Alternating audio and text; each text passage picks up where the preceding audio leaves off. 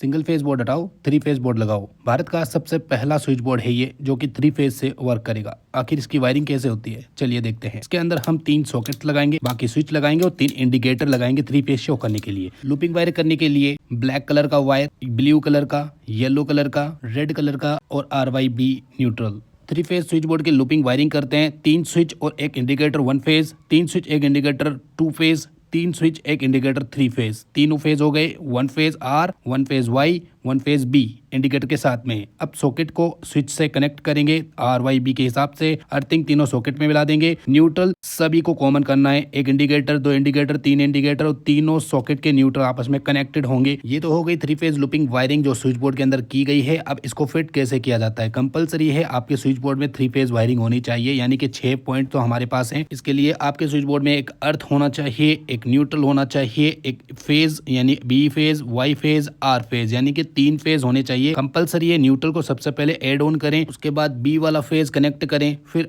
Y वाला phase connect करें, फिर R वाला फेज कनेक्ट करें। तीनों फेज कनेक्ट करने के बाद ये हो गई RYB और एक न्यूट्रल। एक अर्थ वाला कनेक्शन करेंगे और बाकी के सारे पॉइंट्स को एक एक स्विच में कनेक्ट करने के बाद आप देख सकते हैं तीनों फेज की तीनों इंडिकेटर ऑन हो चुकी है। जो भी इंडिकेटर बंद होगा वही फेज गया और एक एक सॉकेट में एक एक फेज वर्क करेगा और 440 वोल्ट भी यूज ले सकते हैं। मुझे बताइए ये करना सही है?